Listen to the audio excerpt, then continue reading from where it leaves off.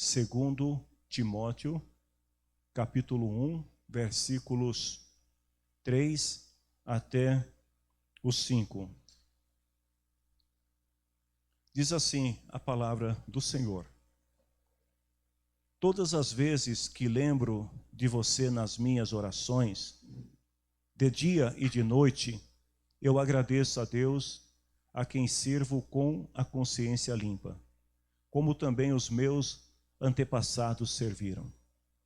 Lembro das suas lágrimas e quero muito ver você outra vez, para que eu possa ficar cheio de alegria.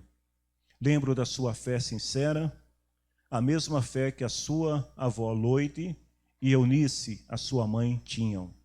E tenho a certeza de que é a mesma fé que você tem. Amém? Vamos orar ao Senhor. Em nome de Jesus Cristo, Senhor, debaixo da tua graça, eu venho pedir humildemente ao Senhor a ajuda do teu Santo Espírito, para que eu possa meditar com a tua igreja sobre esta palavra.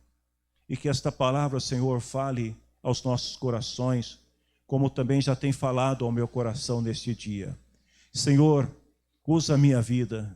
Usa, Senhor, a minha vida para falar com aqueles que estão aqui presentes, reunidos, com aqueles que acompanham esta reunião a partir de outros lugares e tantos outros que venham assistir esta reunião depois.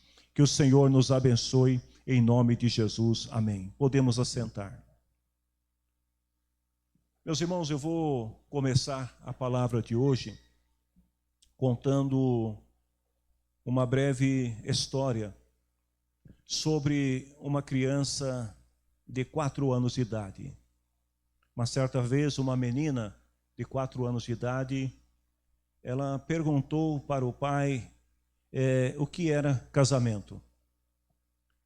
E aí o pai resolveu explicar para a menina o que é casamento.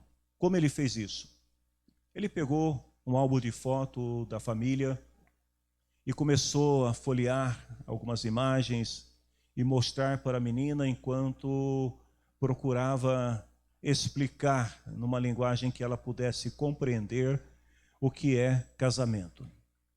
Quando o pai terminou de folhear as páginas do álbum, ele virou para a menina e perguntou se ela tinha alguma dúvida ou se ela tinha entendido tudo o que ele falou.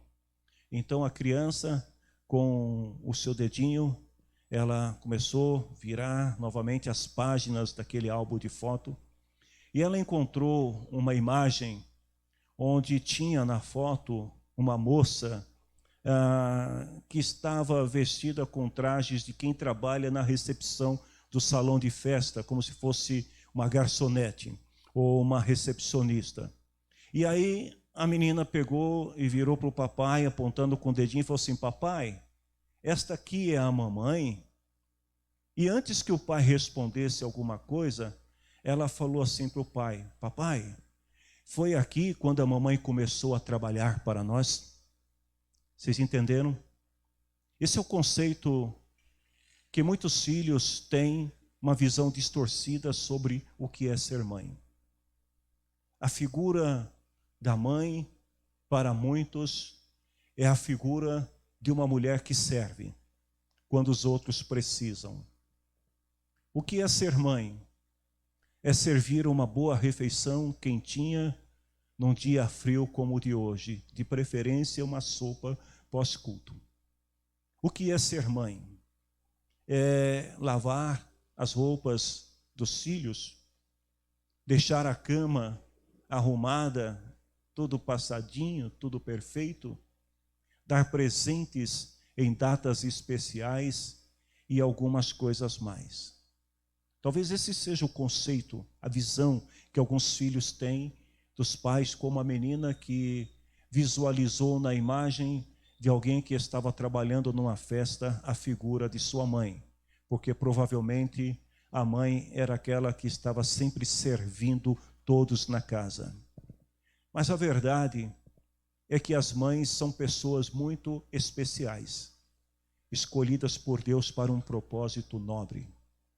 Tanto que quando Deus ele fala ao povo de Israel sobre o seu amor incondicional por um povo que muitas vezes pecara contra o Senhor e sempre que se arrependiam e voltavam-se para Deus, Deus os perdoava com o mesmo amor.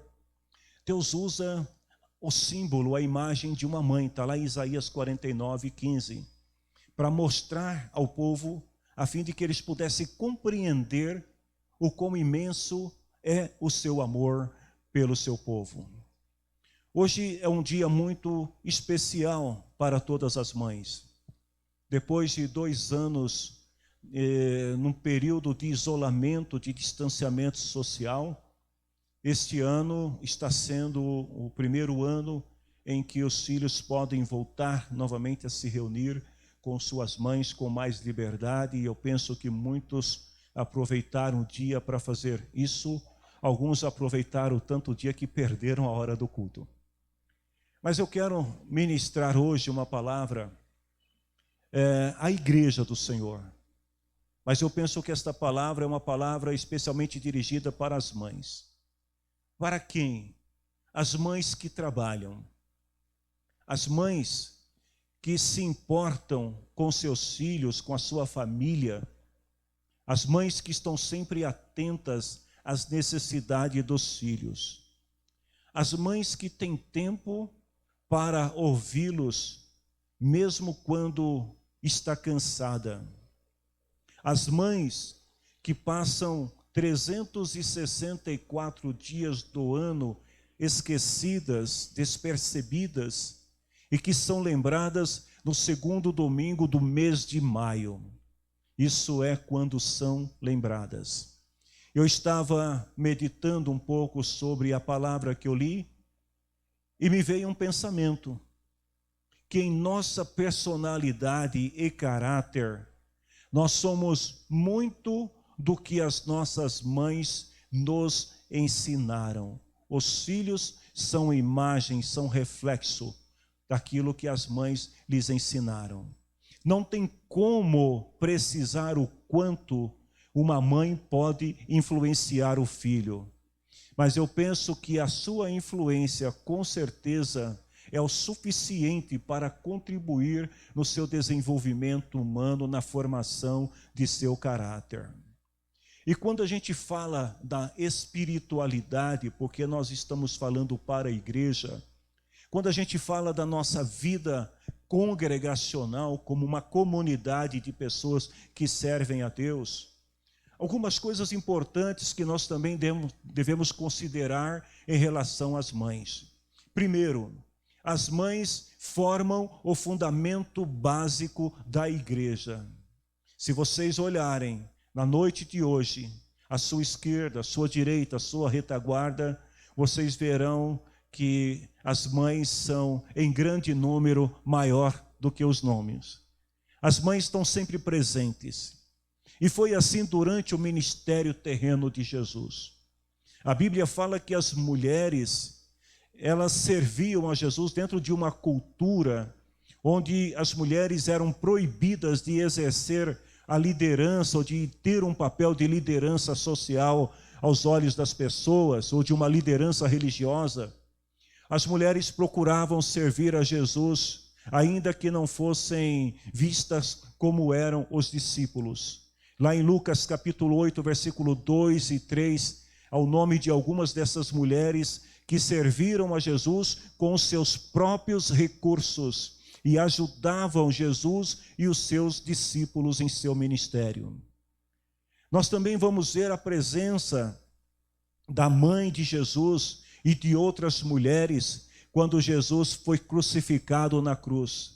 Lá em João capítulo 19, versículo 25, perto da cruz estavam a mãe de Jesus, a irmã dela, Maria, a esposa de Clopas, e também Maria Madalena.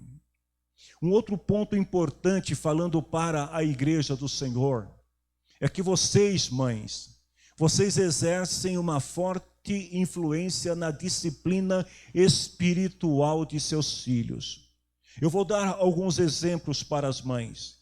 Quando vocês trazem seus filhos para participar de uma reunião de culto na igreja, quando vocês procuram ensinar as Escrituras para os filhos.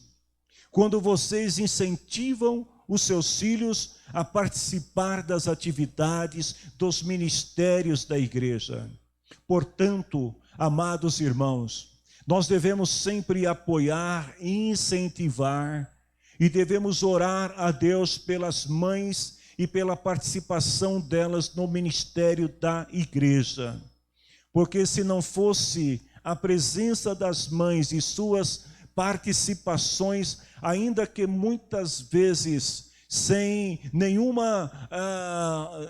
reconhecimento devido pelo que elas fazem, a igreja certamente enfrentaria muitas dificuldades na evangelização e no seu crescimento. Quando a gente vai para a Bíblia e começamos a ler histórias de mães na Bíblia e seus grandes feitos, nós vamos encontrar muitas mulheres na Bíblia que foram mães, que exerceram um papel importante. Poderíamos começar falando da mãe de todas as pessoas, não só das mulheres, mas de toda a raça humana. Eva, a primeira mulher. Sara, a mãe de Isaac, o filho da promessa.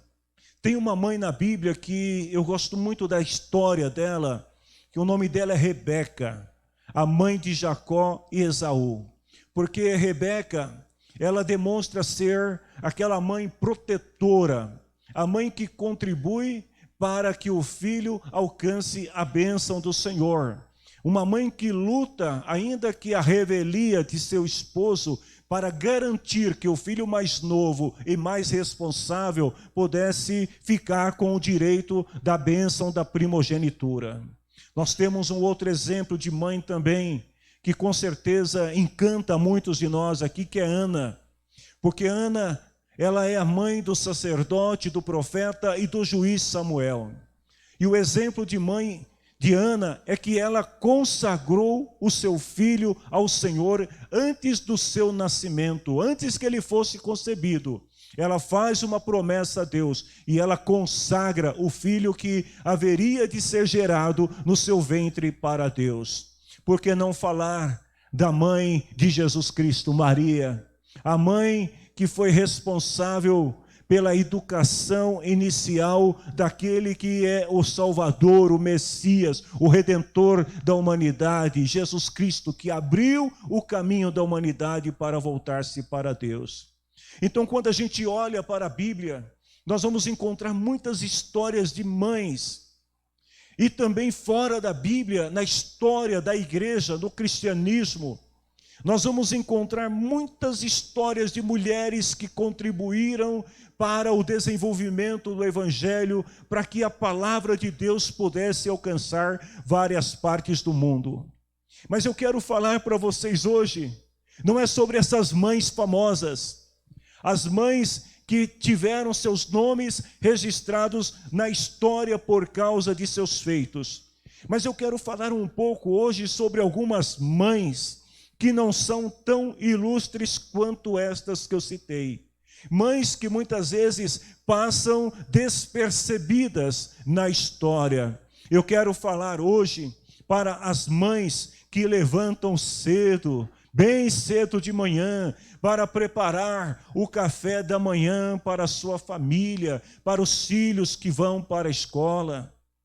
As mães que trabalham longas horas durante o dia, cuidando dos afazeres do lar, sem nenhuma remuneração e sem reclamar, dando glória a Deus e feliz quando os filhos chegam e fazem bagunça e ela tem que arrumar. Mães que encontram forças para vir na igreja quando todos estão cansados. O esposo levanta, vai para o trabalho, volta, chega em casa, senta no sofá, estica a perna, liga a TV e ali fica até a hora da janta e de dormir. Mas a mulher, ela levanta cedo, arruma a casa, vai trabalhar, volta, continua arrumando a casa, vem para o culto, termina o culto, volta, esquenta a janta, prepara a janta, dá comida para todo mundo, depois vai ver os afazeres do filho da escola, vai ler os bilhetinhos da escola, vai perguntar se foi tudo bem, vai contar história para os filhos, e aí quando já é quase meia-noite, todos estão dormindo, ela vai dormir. Essas mães que fazem estas coisas e muitas outras, são mães dignas de reconhecimento, são mães dignas de receber oração por parte de seus filhos, porque elas fazem tudo isto movidas por amor, por responsabilidade e por comprometimento incomum pelo bem-estar de seus filhos. Estas são as mães que não são citadas nos livros de histórias. Essas são as mães que são as verdadeiras heroínas, que são a base e o fundamento da sociedade, da igreja e da família. E aí um exemplo que nós podemos citar nesta noite foi dos versículos que eu acabei de ler para vocês. Duas mães, Loide e Eunice, avó e mãe de Timóteo. Duas mulheres que, se não fossem citadas pelo apóstolo Paulo em sua carta, talvez jamais saberíamos quem eram elas. Talvez jamais teríamos qualquer outra informação sobre elas. Mas essas duas mulheres deram uma contribuição gigantesca para a expansão do evangelho no mundo antigo. Uma citação muito breve de Paulo. São poucas palavras de Paulo, citando o nome dessas mulheres, mas por trás dessas poucas palavras, nós podemos entender que há uma história de grande significância sobre a vida dessas mulheres. Só para vocês entenderem, Paulo estava prisioneiro em Roma, e Paulo está pensando sobre o seu filho na fé, Timóteo. Paulo tinha um carinho especial de pai para filho com Timóteo.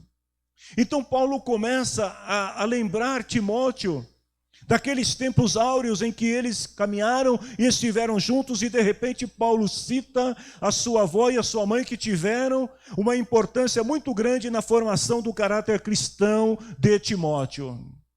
Então, por trás dessas palavras, duas lições importantes que eu quero compartilhar para vocês, mães. Primeiro, a mãe, a exemplo de Loide e de Eunice, deve despertar em seu filho uma paixão real pelas Escrituras. 2 Timóteo capítulo 3, versículo 15. Olha o que Paulo diz para Timóteo: desde menino você conhece as Escrituras sagradas. A história antiga mostra que as mães israelitas eram as grandes responsáveis pela educação de seus filhos. Elas ensinavam as Escrituras para os filhos. Embora esta fosse uma recomendação para os pais, você pode ver isso lá no livro de Deuteronômio, capítulo 6. Não me lembro os versículos agora, mas é bom que você lê o capítulo inteiro. Lá no livro de Deuteronômio, capítulo 6, existem algumas recomendações para os pais sobre a educação dos filhos. Mas o que acontece é que os homens muitas vezes se ocupavam com outras tarefas, principalmente de ir à guerra, proteger a cidade. E as mulheres é que passavam a maior parte do tempo com os filhos e eram as grandes responsáveis por ensinar as Escrituras para os filhos. Então, que as mães atuais, é um conselho para as mães atuais, que elas possam também aprender a esse exemplo, que nunca é tarde para começar a ensinar as Escrituras sagradas para os seus filhos. Porque não há nada mais importante e não há nada que possa substituir o teu papel, mãe, na vida de seus filhos. Nós não podemos atribuir ao Estado a responsabilidade pela educação moral religiosa de nossos filhos. Embora existam alguns detentores de que o Estado deve se responsabilizar por esta área, mas biblicamente falando, esse é um papel que cabe às mães de contribuir para a formação do caráter de seus filhos. Então, não podemos de maneira alguma terceirizar esse processo de educação aos filhos. Uma certa feita, uma outra ilustração para nós entendermos melhor o que eu estou falando. 4 teólogos estavam discutindo sobre qual seria a melhor tradução da Bíblia. E se você já teve a oportunidade de participar de alguma conversa teológica com algum aluno, estudante, professor de teologia, você sabe que o negócio é complicado, porque todo mundo tem razão. Então os 4 teólogos estavam discutindo e eles queriam, cada um defendendo a sua opinião de qual seria a melhor tradução da Bíblia. Só lembrando vocês que essa história não é real, é uma história fictícia, tá? Baseada no mundo da imaginação do pastor Aguinaldo. Mas vamos tentar entender. O primeiro teólogo, ele dizia o seguinte: para mim, a melhor versão da Bíblia, e a quem defenda aqui nessa noite, é a ARC, Almeida Revista Corrigida. Porque na ARC, a gente tem assim uma linguagem clássica linda, beleza, né, da linguagem. Por exemplo, você não fala coisas, você fala coisas. É maravilhoso, né, ler a ARC. E tem gente que gosta. Mas aí outro teólogo falou: eu discordo totalmente, e eu prefiro uma versão mais fiel aos originais. Uma versão que se baseia nos textos em aramaico, hebraico, e eu gosto da Bíblia de Jerusalém. Alguém aqui tem a Bíblia Jerusalém em casa? Ainda bem. Mas tem uns que gostam. Porque essa sim, ela vem da fonte, da raiz. Aí outro falou: olha gente, na verdade, a NVI é a melhor versão que tem no mundo. Por quê? A NVI ela tem uma linguagem popular. É uma linguagem coloquial, todo mundo entende o que está sendo escrito, é um texto escrito para a nossa geração. Só faltava o 4º teólogo dar a sua opinião. Qual é a tradução que vocês acham que ele escolheu? NTLH? A VFL, versão fácil de ler? Qual seria? Ele olhou para os seus pares e disse o seguinte: eu prefiro a tradução da minha mãe. Um olhou para o outro sem entender nada e falou assim: como, sua mãe também traduziu a Bíblia? E ele falou: sim, a minha mãe traduziu a Bíblia na versão NTMF. Mas que versão é essa? Nunca ouvi falar. Ele disse: é a nova tradução de mãe para filho. Como que é essa tradução? Ele disse: a minha mãe traduzia cada página da Bíblia em sua vida diária enquanto lia para mim. É a tradução mais convincente que eu já vi. É a linguagem da mãe para o filho, explicando claramente o que as Escrituras querem dizer. Você não precisa assustar teu filhinho, falando para ele do fogo do inferno que queima e não se apaga.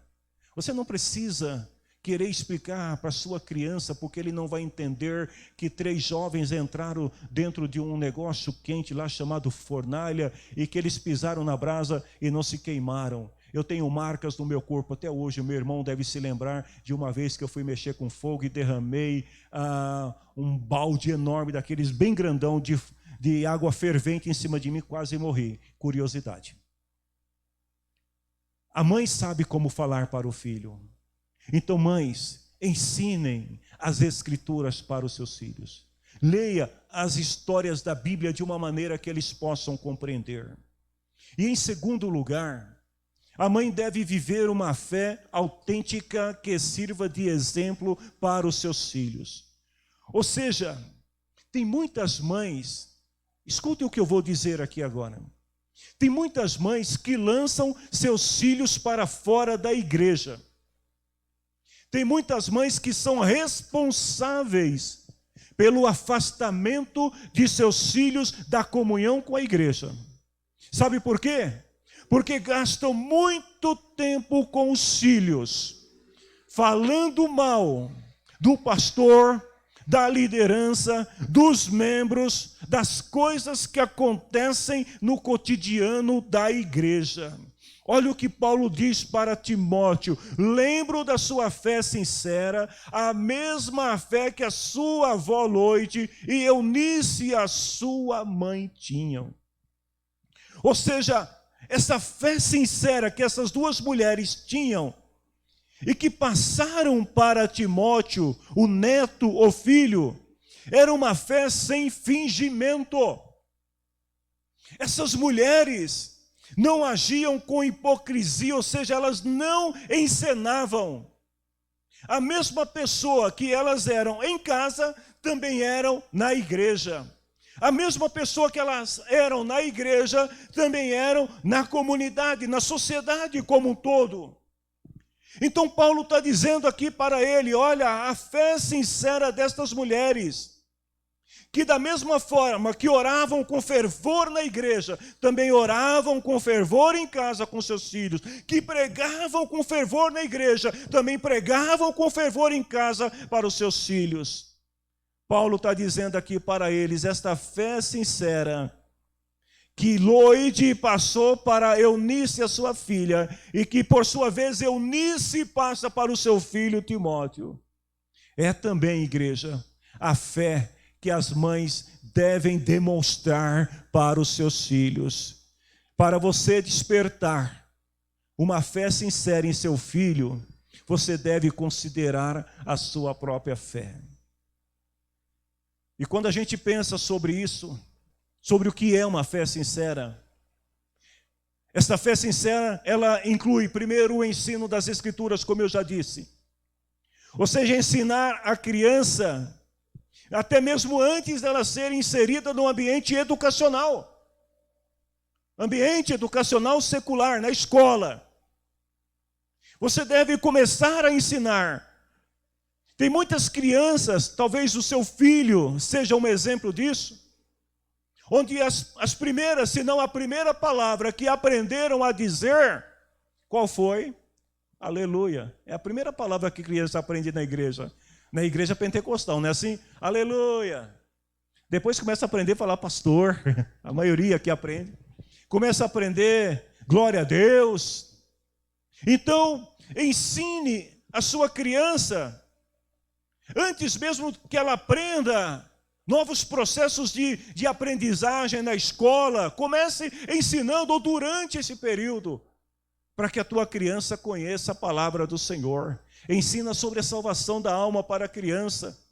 Eu não vou te dar a lição aqui agora de como fazê-lo, mas quando a gente fala de salvação da alma, nós estamos falando de algo a ser conquistado nesta vida que perdura pela eternidade.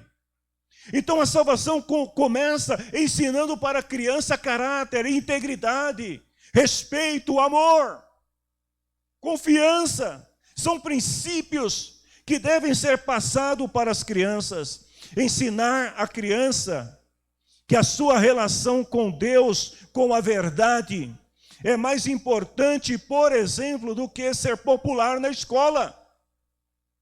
É mais importante do que o seu filho ter milhares de seguidores nas redes sociais.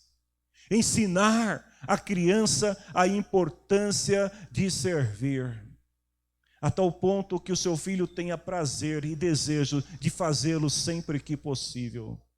Que para o seu filho não seja um tédio lavar louça. Que para o seu filho, sua filha, não seja um tédio passar pano no chão. Que para o seu filho, para a sua filha, não seja um tédio vir à igreja e pelo menos colocar o banco na fileira certa. Porque às vezes a gente observa isso na igreja. Existem algumas crianças que chegam aqui, que eles ficam olhando o banco, acho que de tanto me ver fazendo, eles olham o banco e ficam empurrando para acertar, está tortinho. Crianças que abrem as janelas, fecham a janela, ligam o ventilador, desligam o ventilador. Ensina o teu filho a servir. Nas pequenas coisas. Ele vai ter prazer nisso. Olha o que a Bíblia diz em Atos capítulo 16, versículo 1 a 3, que quando Paulo chega na cidade chamada Listra, lá morava um certo cristão por nome de Timóteo. A mãe dele era uma cristã da raça dos judeus, o pai dele não era judeu. Mas olha o que diz no versículo 2, todos os irmãos que moravam em Listra e Icônio falavam bem de Timóteo.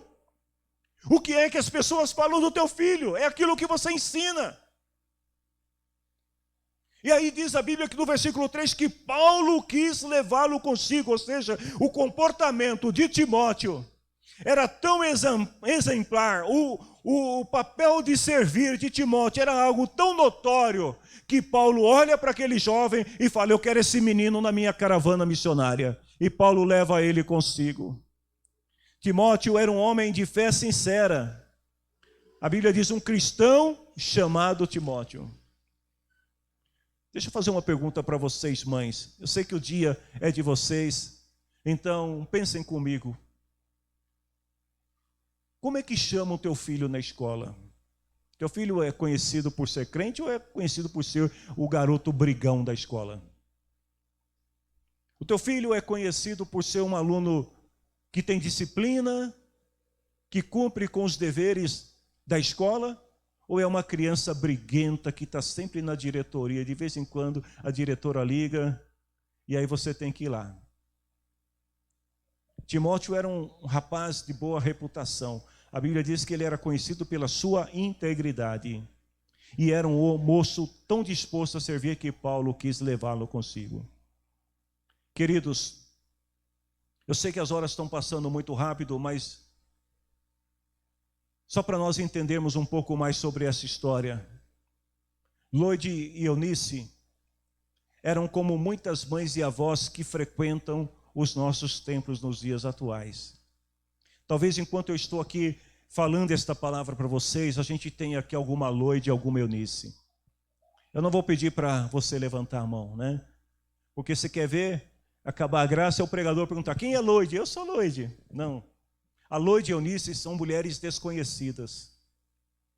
A Lloyd e Eunice são mulheres que entram e saem do templo sem serem dotadas.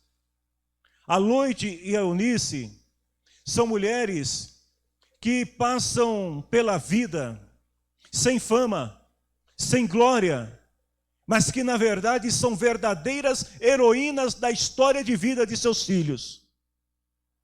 Talvez desconhecidas das pessoas, mas os seus filhos têm um grande carinho por elas, porque são elas que lhes ensinaram os princípios elementares para viver uma vida cristã digna.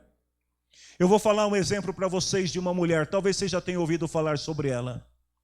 O nome dela é Susana Wesley. Esta mulher tinha 17 filhos. Você pode ler a história dela na Wikipédia. Não estou trazendo nada novo para vocês. Esta mulher, ela tinha 17 filhos. Dentre os 17 filhos, ela teve 2 que se tornaram conhecidos na história: John Wesley e Charles Wesley. Um conhecido por suas pregações e outro conhecido por suas composições. Embora esta mulher nunca tenha pregado um sermão, esta mulher nunca publicou um livro, esta mulher nunca fundou uma igreja, mas na história dos metodistas, ela é conhecida como a mãe dos metodistas.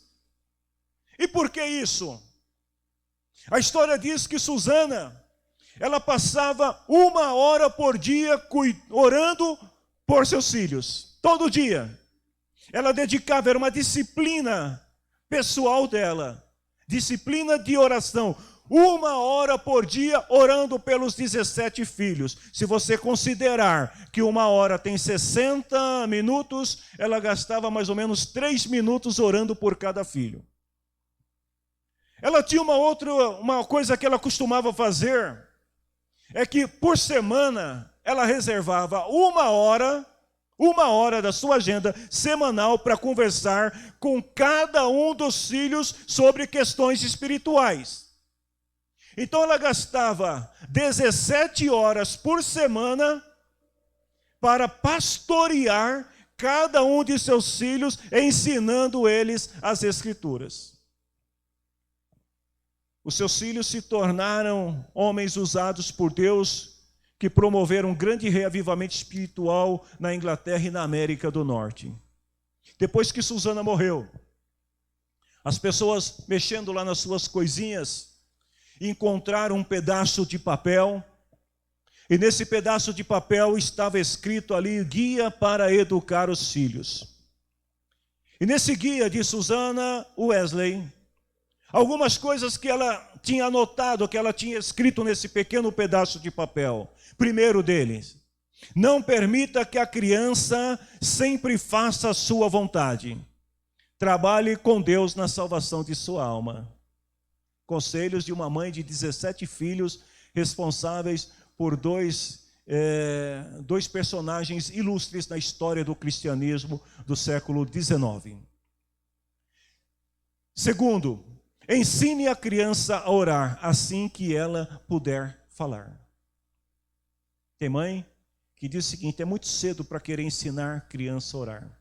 Deixa quando tiver maior, se ele quiser, ele ora. Comece a ensinar desde pequenino.